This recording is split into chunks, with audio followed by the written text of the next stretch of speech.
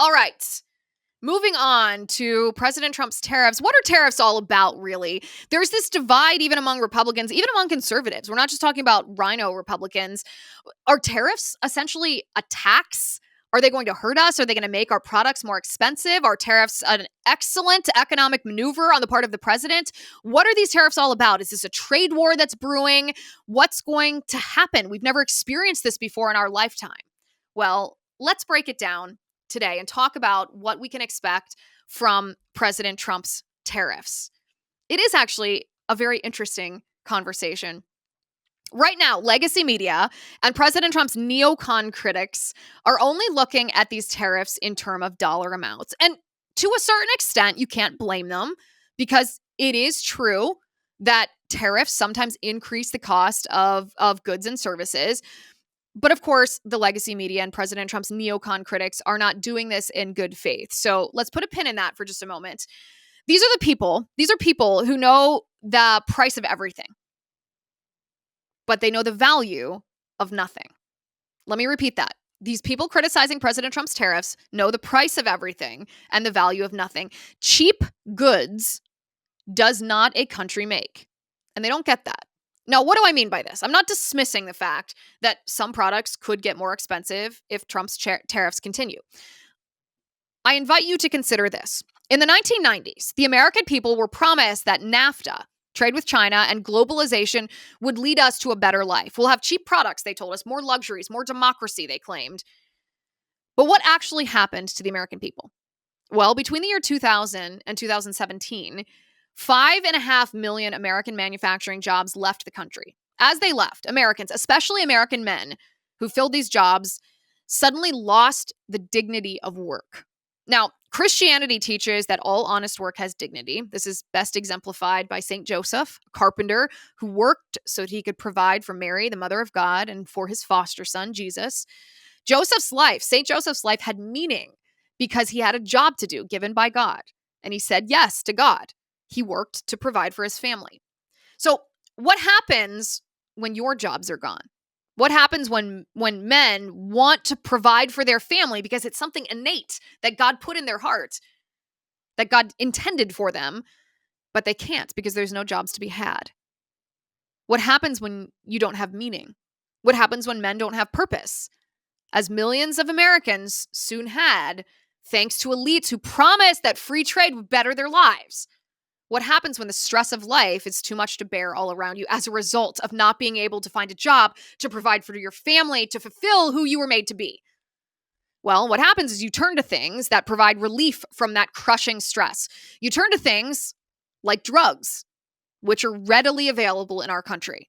And that's exactly what happened. Between 1999 and 2021, more than 640,000 Americans have died from opioid overdose. 640,000.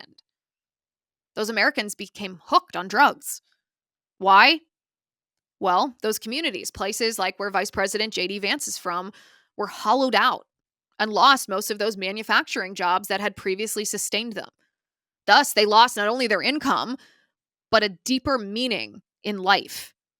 So the elites said that increased free trade would make life better by giving us cheaper products and increasing our relations with China, with Canada, with Mexico. And we did, by the way, get cheaper products. We do have more luxuries, but you'd be hard-pressed to say that America and the American people came out on top. Our quality of life, by and large, has not improved the way that elites promised that it would.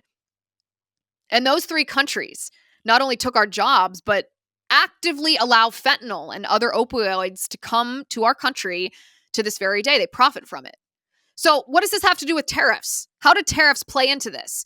This so-called trade war is part of an effort to get Mexico, China, and Canada to crack down on fentanyl production and stop the flow of this deadly narcotic and others into the United States. As mentioned, hundreds of thousands of U.S. citizens have died over the past 20 years as a direct result of our so-called economic allies failing to stop such deadly poison from coming into our country. They look the other way. They enable this drug trafficking as hundreds of thousands of usually men, our husbands, our brothers, our sons, our fathers, our cousins, our friends, our neighbors die. President Trump wants to secure our borders, not only from illegal aliens, but from illegal drugs that are killing us. In fact, prior to announcing these tariffs, President Trump asked China and Mexico and Canada to crack down on this very drug flow. And what did they do? They didn't do it. Maybe they said they would, but what is the theme of this show? Actions speak louder than words. And it hasn't happened. Actions speak louder than words. We know President Trump understands leverage. We saw him interacting with Zelensky in the Oval Office. We know President Trump knows how to get a good deal.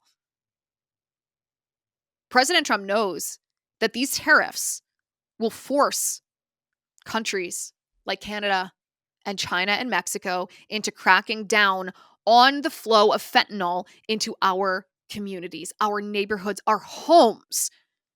At the same time, American communities who have seen production and business offshored for the sake of cheap goods have also seen that social degradation, the loss of pride for their members of their community, which is, again, why so many turn to drugs in the first place, to get that reprieve from the maladies created by their own government. So another goal of these tariffs is to bring back jobs, bring back manufacturing for these communities. That's why companies who invest in the United States, depending on certain conditions, will avoid these tariffs. We've already been seeing the benefits of this. It's almost immediate when Trump does something like this. Honda, for example, announced the other day that they're going to bring a plant to Indiana instead of Mexico. Why? Because of President Trump's tariffs. So the tariffs are not the end. They're the means to the end. And that end is creating a better way of life, a better quality of life for the American people. And if that sounds generalized, a better way of life, a better quality of life for you. Free trade in the free market, it's only beneficial in so much that it helps the American citizen improve his or her lot in life. It actually becomes detrimental to the American people. When it does, something has to change. And that change is coming in the form of President Donald Trump. It's being ushered in by these tariffs, yes, because that's what's necessary to get other countries to change their ways. President Trump understands every single word I said. In fact, listen to Peter Navarro say it. Take a listen.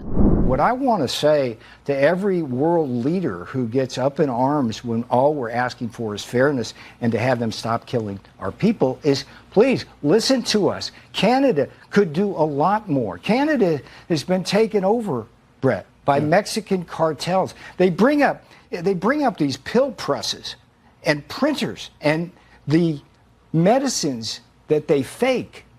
You can't tell the difference. Yeah, it's major Pharma problem. companies can. You need a spectrometer to do it. It's crazy stuff. And people are dying, Brett. It's been going on for too long. And I'll give you another thing, just to make this point. It's like it all starts in China. But then China brings these chemicals over in 50-gallon drums. And you know what? When they get to the ports, you know why that stuff isn't interdicted there? It's because China owns the ports. Peter Navarro, you could argue that he's the architect of the tariffs, although President Trump has said, I think he said it in his speech actually, that he loves the word tariff, a beautiful word he called it. And he has been pro-tariff all of his professional life, even before he was in politics. Peter Navarro deeply understands that cheap products and cheap labor are not the be-all and end-all. The be-all and end-all of the American way of life is having a life and having that dignity of life. Just stop killing Americans and the tariffs stop. That's it. That's all there is to it.